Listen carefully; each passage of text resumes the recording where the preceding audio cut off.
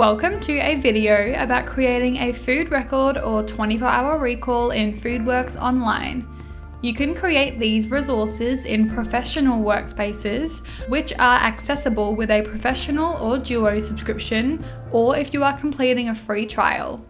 In this video, I will discuss creating a food record, configuring days, entering foods, viewing the nutrient analysis, generating reports, copying resources to clients, creating a 24-hour food recall, and differences between a food record and 24-hour recall. Let's begin with creating a food record, which is a resource used to record all food, drink, and dietary supplement intake of a client retrospectively over one or more days. To create a food record, you will first need to open or create a workspace. Today, I will be working in an example professional workspace. You can create a food record as a resource for your workspace or for a specific client. It is likely you will only be creating food records for specific clients, so I will select an example client from the navigation pane, then select this client's resources tab, click Create New, and select Food Record from the drop-down. On the General tab, I will write Example 3-Day Food Record in the Name field. You can now see that this food record appears in the navigation pane. This resource is currently in a draft version, and any information I enter will be automatically saved. A draft resource is indicated with a small purple circle next to the resource name and icon in the navigation pane. A resource will remain as a draft until you either choose to publish or delete it. Note that after a resource is published, you can still make edits if required. On the General tab of a food record, there are a variety of optional fields that you may wish to use. The first optional field is the tag field. A resource tag is a user-defined label that you can create and apply to any resource within the workspace. Tags are color-coded and can be used to filter your resources in the navigation pane. An example of tags you may wish to use are vegan, gluten-free, or a specific name of the clinic that you see a client. This client is vegan, so I will add the tag vegan and also create one called example clinic name. The next optional fields include the ID1 and ID2 fields, which are searchable terms in the navigation pane and also in the food or ingredients grid of a resource. Examples of IDs you may wish to use with clients is labeling the appointment type, such as initial or review, or a specific number that you want to assign to it that has relevance in your business. Today, I will leave these ID fields blank. The next optional fields are the description and notes fields, which are not searchable fields. These can be useful to document extra information about the food record. For example, you may like to write if the food record was a typical representation of the client's diet or not, or if the client recorded the food record themselves, or you collected this during a consultation. Today, I will be leaving these fields blank. Finally, on the General tab, you can see that an activity log exists, which will track when the resource was first published and will record changes that occur in this resource, which can be very helpful information to refer back to. Now, let's quickly discuss using the navigation pane, which you can collapse and expand by clicking the expand arrow. The navigation pane will display all of your clients and workspace resources. If you wish to include client resources in the navigation pane too, you can click the ellipsis icon and select Show Client Resources. To view tags and IDs for clients and resources in the navigation pane, select the ellipsis button again and click Show Tags and Show IDs. To remove these tags and IDs, select the ellipsis button and simply unselect the checkboxes. You can also filter the results in the navigation pane with tags by selecting Apply Filters and choosing a tag such as vegan. Now, only the resources and clients with this tag are shown. If you wish to view specific types of resources for your chosen client, you can also select these by ticking a checkbox. For example, if I select Clients and also food records, the food records in the workspace will appear and will remove all other resource types from the navigation pane. Applying filters is a very useful way of quickly locating specific clients and resources. I will remove all of these filters for now. Let's now move to the Foods tab and first set up the number of days in the food record. To do this, select Set Food Record Duration. You can set the food record duration by number of days or by entering a start and end date. I will be setting my food record by number of days, but if you want to set a date range for it, you can select the By Date tab and enter a start and end date by either typing in the dates or selecting the calendar icon and choosing the date, which I will do now. You can then rename the days if you like, and an optional advanced setting is available where you can choose the frequency of days you wish to generate the food record for.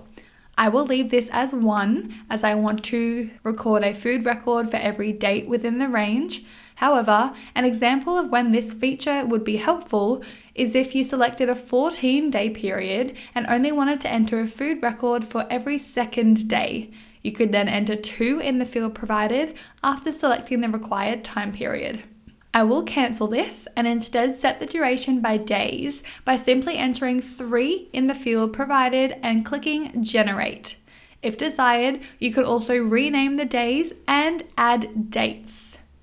Once you have finished configuring the days of your food record, select Save Changes. If necessary, you could also make changes to the days of your food record by selecting Add New Day or Delete Current Day. Now, it is time to enter the information for the food record. To do this, click the day you want to enter foods in first, then click the empty row beneath a meal name and start typing the name of a food. For example, I will write soy latte in the breakfast section. To select a food from the list, use the mouse to click the food or use the arrow keys on your keyboard to highlight the food and then press Enter. You then need to enter the amount of the food as a number and a unit of measurement, for example, 1 small takeaway cup, and if you like, you could also make a note about the food. Then, you enter the rest of the meals and recipes in the same way. I will do this for the first day now.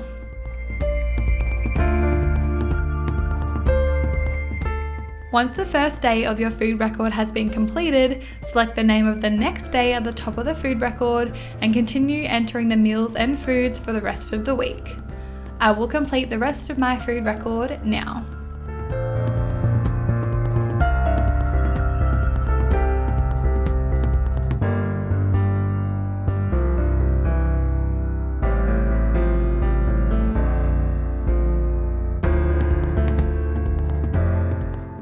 Now that the food record is complete, let's discuss the ways in which you can edit, reorganize, and modify meal sections.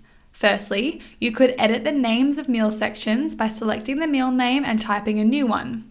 You could also add meal sections by selecting Add Section, and you can delete sections by pointing to the meal row, clicking the ellipsis and selecting Delete Section. You could also add note sections by selecting Add Notes, and delete them by clicking Delete Section from the ellipsis dropdown. You can also copy the section by selecting the ellipsis icon and clicking Copy Section. You could then paste the section by selecting Paste Section. You can also rearrange the meal sections by clicking and dragging the section next to the name as shown here. These functions are useful if you are entering a food record for people who eat a small or large number of meals per day or have different eating habits on different days. You can change the configuration of the sections in your food record either before, after, or during creating your food record. There are also a variety of options from the ellipsis drop-down of a food row that you can use to edit the food rows. For example, you can copy and then paste a row, move the row to a different section, highlight the row, delete the row, create a new recipe using the selected row, multiply an ingredient quantity, divide an ingredient quantity, I will remove these changes and return the food record to its original state. Another feature you can use is adding tags to sections, which you can then use when analyzing the nutrient information of your food record. To do this, click Add Tag on a section row and either select or create a tag. I will add the tag breakfast to all of my breakfast sections and show you how this can be useful later. Now, let's discuss the nutrient analyses. The analysis pane is shown on the right, listing the nutrients and their values for the resource. If the analysis pane is collapsed, use the expander arrow to open it. You can view the analysis as an average per day, per megajoule, or the total of the food record. You can also view the analysis for a selection of foods, meals, days, or ingredients in the food record. To do this, simply select what you want to see the analysis for. To select one specific day, click Select Day. To clear this selection, either select the same checkbox or click the Clear Selection icon.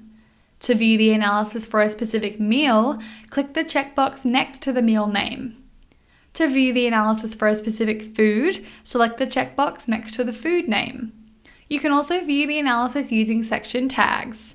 Remember that I added a tag to each breakfast section? This means I can now view the analysis for the breakfasts only for the food record. To do this, select Apply Filters and click the resource tag. The analysis pane is now showing the average values per day for breakfast only. I will now remove this tag. When analysing the nutrients in a resource, you can also focus on specific nutrients you are interested in, showing a breakdown by food or ingredient. To do this, on the Foods tab, click Edit Nutrient Columns and select up to 3 nutrients. I will select protein, fat, and carbohydrates. The Nutrient Focus column now appears on the Foods tab, showing the selected nutrients values for food and sections within the food record. To edit the nutrients shown in the Nutrient Focus columns, either click Edit Nutrient Columns and select and deselect nutrients as required, or deselect and select nutrients of interest by clicking the nutrients in the analysis pane. To show useful subsets of nutrients in the analysis pane, you can also create nutrient filters. Nutrient filters allow you to focus on the nutrients and components of interest to you without the need to disable them in your workspace settings. You can apply the nutrient filter across your resources where relevant and remove the filter at any time when it's no longer needed. To create a nutrient filter, in the analysis pane, select Apply Filters. Then, in the drop-down menu beside Nutrient Filter, click the plus icon. In the Create Nutrient Filter dialog, enter a name for the filter and select the nutrients of interest. I will name it Example and select multiple nutrients for this filter. Then, click Create Filter to add it to the Apply Filters menu. Then, to apply this filter to the food record, select it from the drop-down. Now, in the analysis pane, just the nutrients selected in the filter are shown. To edit or delete a nutrient filter, in the analysis pane, click Apply Filters and click the edit icon next to its name, or select the delete icon. Moving on from nutrient filters, you can also focus on one specific nutrient of interest, showing foods and ingredients that are sources of that nutrient. To do this, in the analysis pane, click Sources. Then, in the Based On box, select a nutrient of interest, for example, protein. The foods or ingredients that are a source of that nutrient are then listed in descending order of their contribution. Finally, on the analysis pane, you can compare this food record to the client's nutrient reference values by selecting NRVs on the analysis pane. The intake will then be shown as a percentage of the available nutrient reference values. These NRVs are calculated from the profile information of this client. This is helpful to quickly identify if the client is lacking or exceeding the recommended amounts of particular nutrients, which you can then use to create recommendations for your client. As you can see, there are many different ways you can view the nutrient analysis for a food record. Now let's move on to generating a report for this food record. You will first need to finalize and publish the food, then click the ellipsis button and select Generate Report from the drop-down. You can then modify the information that is included by manually selecting specific checkboxes and clicking Update Preview to view the changes. You can also choose to exclude or include page numbers and dates in the additional customization box. After selecting what you want to include in the report, you can either save it as a PDF or print it. You can also move resources from one client to another client in your workspace. This could be helpful if you are seeing two people from the same family who ate very similar meals. Instead of retyping all of the information, you could simply copy the food record from one client to another and make any necessary changes. To copy the food record I just created under this client to another, I simply select the ellipsis button from the open food record and select Copy to Client. In this window, I will then select the client I wish to copy the resource to and click Copy. Now, when I select this client on the navigation pane, you can see the food record I have just copied. Now that we have covered creating a food record in depth, let's move on to creating a 24-hour recall, which is used to record all food, drink, and dietary supplement intake of a client retrospectively over one day. To create a 24-hour recall for a client, in your open workspace, select a client, then select the Resources tab and click Create New, and select 24-hour recall. I will enter example 24-hour recall as the name on the General tab, and you can now see this name reflected in the navigation pane. All of the fields on the 24-hour recall General tab are identical to those I previously discussed for food records, so I will not go into detail about these again. The only difference is that on the Foods tab, you cannot select the option to configure the days because this type of resource is used for one day only. If you need to enter multiple days of dietary intake, always select a food record instead of a 24-hour recall. I will now enter an example 24-hour recall for this client. Again, all of the information I previously discussed about the Foods tab in Food Records is relevant to 24-hour recalls. You can edit and reorganize sections, view the nutrient analysis, and compare the intake against the client's NRVs. You will also notice that the way I viewed nutrients in the food record are the same here. You can see the nutrient focus columns are identical to the ones selected in the food record, and if I was to apply a nutrient filter, the one I created for the food record is available here, as nutrient filters are available anywhere in a workspace once created. Finally, you can also generate a report for a 24-hour recall and copy the resource to another client in the same way as I described before. I will finish this video by quickly mentioning that you can also create food records and 24-hour recalls for a workspace rather than for a specific client. To do this, select the plus icon in the navigation pane and select 24-hour recall or food record from the drop-down. This resource would then be a workspace resource and not associated with a specific client. It is unlikely that you will need to do this, as most of the time these resources are typically associated with specific clients. However, you may want to enter a client recall before you have all of their profile information to create them as a client in Foodworks, so you could create a workspace recall and then copy it to your client later. This brings us to the end of the video about creating food records and 24-hour recalls in Foodworks Online. I hope this video has been helpful and you now feel ready to create your own food records and 24-hour recalls. To access more video resources, please click the thumbnail on this screen. Thank you for watching!